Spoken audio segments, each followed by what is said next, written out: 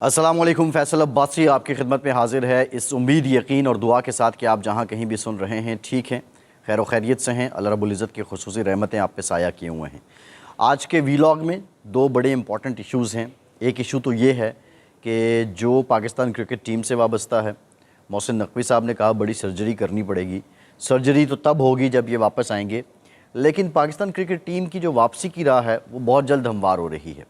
बहुत से TV channels, social media पे चल रहा है कि अगर मगर की बात है, ऐसे हो जाए तो ऐसे हो जाए, ऐसे हो जाए तो ऐसे हो जाए, हम अगले राउंड में पहुंच जाएंगे। लेकिन ऐसे वैसे की जो कहानी है वो जुमे वाले दिन पाकिस्तान की उम्मीदों पे पानी फिरता नज़र आ रहा है।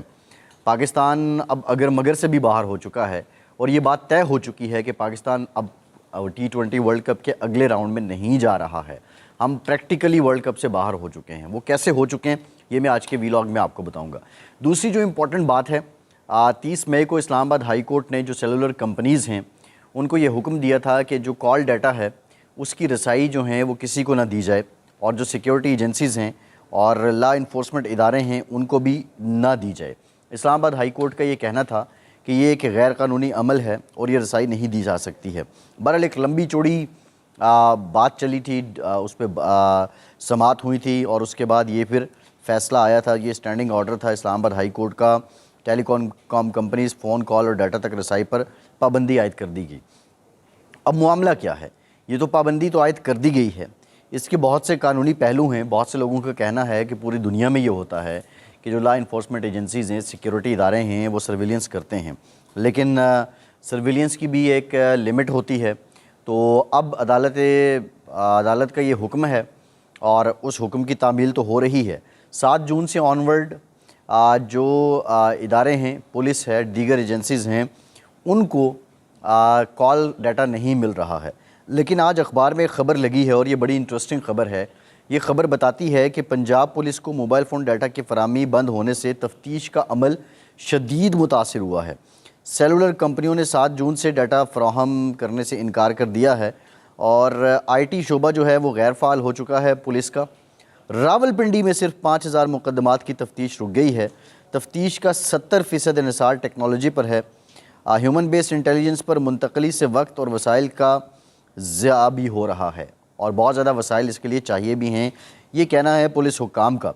अब आपने देखा होगा कि जहाँ कहीं क्राइम होता है और क्राइम के बाद बात की जाती है कि इसकी CDR निकाल रहे हैं, जो कॉल डाटा है वो फिर मंगवाया जाता है, पुलिस मंगवाती है और उससे पता चल जाता है कि ये जुर्म करने वाले कौन लोग हैं। जुर्म जब हुआ तो उस वक्त वहाँ कौन कौन से नंबर ऑपरेट हो रहे थे, और जो नंबर फिर फर्दर उस पर जब प्रॉब करते हैं तो पता चलता है जी ये शख्स जो है ये वहाँ मौजूद था, इसका राब्ता इससे था। पूरी तफ्तीश के बाद वो जो क्राइम सीन है उसको अयां किया जाता है और बड़ी आसानी हो जाती है तफ्तीश में। अगर अब आप ह्यूमन बेस इंटेलिजेंस पे जाएं, इन्वेस्टिगेशन पे जाएं, बहुत फास्ट हैं सारे सिलसिले, रैपिड हैं। लोग एक जगह से दूसरी जगह एक दिन में बहुत आसानी से ट्रैवल कर लेते हैं। अगर हम लाहौर और सिर्फ रावलपिंडी के फासले की बात करें तो पहले जब मोटरवे नहीं था तो लाहौर से रावलपिंडी आने के लिए एक दिन दरकार होता था। अब अगर कोई रावलपिंडी में वारदात करता है तो वो 4-5 घंटे में लाहौर आ जाता है। सो ट्रैवलिंग बड़ी फ़ास्ट हो चुकी है, टेक्नोलॉजी बड़ी फ़ास्ट हो चुकी है। लेकिन हम ऐसे वक्त में हैं कि हमारे ये फ़ैसले अब पाकिस्तान को इन हालात पे पहुंचा रहे हैं, इस नहज पे पहुंचा चुके हैं कि ये जो दीगर इदारे हैं, क्योंकि हम शायद हमारी हुकूमतों ने भी इस चीज़ को नहीं समझा, इस पे कानून साजी होनी चाहिए थी। जो साइबर एक्टिविटीज़ हैं उससे रिलेटेड कानून साजी होनी चाहिए, मामलात तय होने चाहिए कि किस हद तक आप जा सकते हैं, हुदूद का तयन होना चाहिए। लेकिन किसी बात को सिरे से रोक देना, आपको याद होगा जो फैज़ाबाद धरना कमीशन था उसकी जो इंक्वायरी रिपोर्ट थी उसमें शाहिद खान अब्बासी ने बड़ी क्लियर कट बात की थी। उन्होंने बल्कि हमारे TV प्रोग्राम में भी शाहिद खान अब्बासी ने यह कहा कि जो अदलिया की उस वक्त अदलिया ने पाबंद कर दिया था कि इतने टाइम में आपको ये धरना ख़त्म करना है। अदलिया की एग्जेक्टिव के मामलात में जो उस वक्त दखल अंदाज़ी थी, इसकी वजह से ये सारा मैस हुआ। तो बहुत से मामलात एडमिनिस्ट्रेशन के एग्जेक्टिव के ऐसे होते हैं कि जो वो कर रहे होते हैं, लेकिन अगर हर मामले में अदलिया की तरफ से ये दखल अंदाज़ी होगी तो फिर अल्टीमेटली सफ़र कौन करेगा। अब कितने, अगर 5000 केसेस रावलपिंडी में इस जगह पहुंच चुके हैं तो बाकी आप शहरों का अंदाज़ा लगा लीजिए, आप खुद ही बहुत बेहतर समझ सकते हैं। बात मैंने वीलॉग के आगाज़ में पाकिस्तान के वर्ल्ड कप में रहने की थी। मेरी नज़र में और जो हालात हैं, ग्राउंड रियलिटीज़ हैं, ان کو دیکھتے ہوئے کہ اگر اب بھی ہم یہ امید لگائیں کہ ہماری کرکٹ ٹیم جو ہے وہ امریکہ اور انڈیا سے ہارنے کے بعد 2 میچ ہارنے کے بعد اگر مگر اور قسمت کے بل بوتے پہ پہنچ جائے گی تو یہ کسی معجزے یا کرشمے سے کم نہیں ہوگا۔ اس کی ریزن یہ ہے کہ فلوریڈا میں جو امریکہ اور آئرلینڈ کا میچ جمعے کو ہو رہا ہے، میں ویدر فورکاسٹ دیکھ رہا تھا، اس میں سارا دن بارش ہے اور رات تقریباً 9 بجے جا کے امریکی ٹائم کے مطابق وہ موسم کہیں کھلتا ہوا نظر آ رہا ہے، لیکن تب تک جو 1 گھنٹہ ہوتا ہے ریزرو ٹائم کسی بھی کرکٹ میچ کے لیے، وہ ٹائم جب ختم ہو جائے گا تو پھر اس کے بعد وہ سلسلہ رک جائے گا، یعنی وہ میچ نہیں ہوگا، اور میچ نہیں ہوتا تو 1 پوائنٹ امریکہ کو ملے گا، 1 آئرلینڈ کو ملے گا، اور اس کے بعد اگر پاکستان اپنے دونوں میچز جیت بھی جاتا ہے تو پاکستان کے پوائنٹس ہو جائیں گے 4، جبکہ امریکہ کے پوائنٹس ہوں گے 5۔ تو لہٰذا اب یہ امید لگانا کہ پاکستان جو ہے وہ کسی صورت پہنچ جائے ورلڈ کپ کے اگلے راؤنڈ میں، یہ بڑا مشکل ہے۔